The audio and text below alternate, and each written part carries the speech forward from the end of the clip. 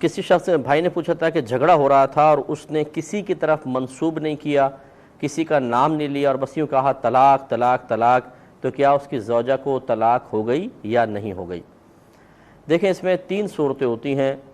یوں سمجھ لیجئے کہ پہلی بات تو کہ جب آپ کوئی شخص طلاق دیتا ہے تو بیوی کے ساتھ اس طلاق کا تعلق ہوگا تو طلاق ہوگی، ورنہ نہیں۔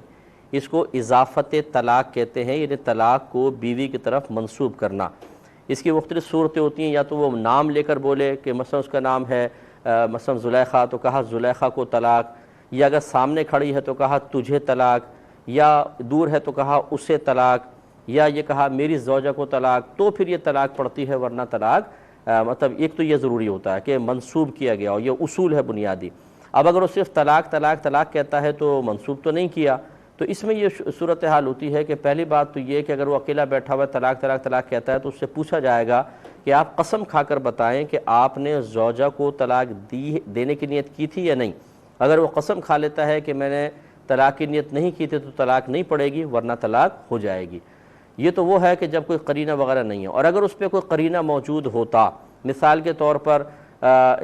زوجہ طلاق کا مطالبہ کر رہی ہوتی اور جواب میں کہہ دیتا طلاق طلاق طلاق، تو پھر یقیناً چاہے لاکھ قسمیں کھائے کہ میری نیت طلاق کی نہیں تھی، طلاق ہو جاتی۔ تو اب جو آپ صورت حال بتا رہے ہیں کہ بچے کے معاملے میں جھگڑا چل رہا تھا، مطالبہ طلاق بھی نہیں تھا، بیوی کی طرف منسوب نہیں کیا، طلاق طلاق طلاق کہا، تو شوہر سے پوچھا جائے گا اگر وہ قسماً یہ کہہ دیتا ہے کہ زوجہ کو طلاق دینے کی نیت نہیں کی تھی، ویسے غصے میں بس الفاظ میرے نکل گئے ہیں، تو اس کی بات مانی جائے گی اور طلاق نہیں ہوگی، اور اگر اقرار کر لیتا تو ہو جائے گی۔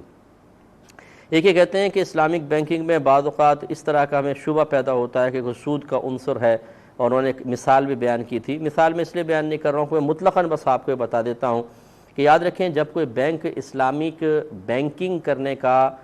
دعویٰ کرتا ہے تو وہاں پر کوئی نہ کوئی شرعی ایڈوائزر ہونا چاہیے، یعنی کوئی مفتی صاحب ہوں جو شرعی طور پر ان بینک والوں کی رہنمائی کر رہی ہوں، ان کی پروڈکٹس کے سلسلے میں، ان کی ٹرمز اینڈ کنڈیشن کے سلسلے میں کوئی باقاعدہ اگر مفتی صاحب ہیں اور وہ ان سے اپروول لینے کے بعد اپنی کوئی پروڈکٹ آپ کے سامنے پیش کرتے ہیں، تو پھر یاد رکھیں کہ اب آپ کو کچھ بھی ٹینشن لینے کی حاجت نہیں ہے، وہ مفتی صاحب جانیں اور ان کا معاملہ جانیں، کیونکہ اللہ تبارک و تعالیٰ نے آپ کو اسی چیز کا مکلف بنایا تھا۔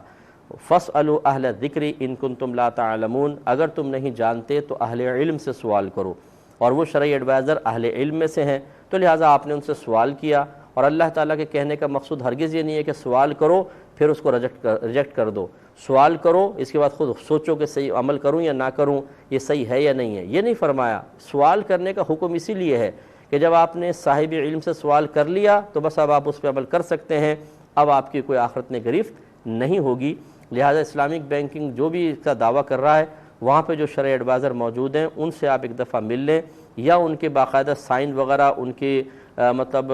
اجازت کے ساتھ کوئی پالیسی آپ کے سامنے رکھی گئی ہے، اس پر اگر آپ عمل پیرا ہیں تو بالکل کوئی گرفت کے امکانات نہیں ہیں، اور انشاءاللہ اس میں سود بھی نہیں ہوگا۔ اگر فرض کر لیں کو صورت ہوتی بھی تو پھر بھی آپ پہ بوال نہیں ہے، وہ جواب دہ ہیں، اور وہ یقینی سی بات ہے، میرا حسن ظن ہے کوئی بھی مفتی صاحب ایسے نہیں ہوں گے جو چند ٹکوں کے لیے اپنی آخرت کو بیچ دیں، تو اس لیے ان پر آپ اعتماد کر سکتے ہیں۔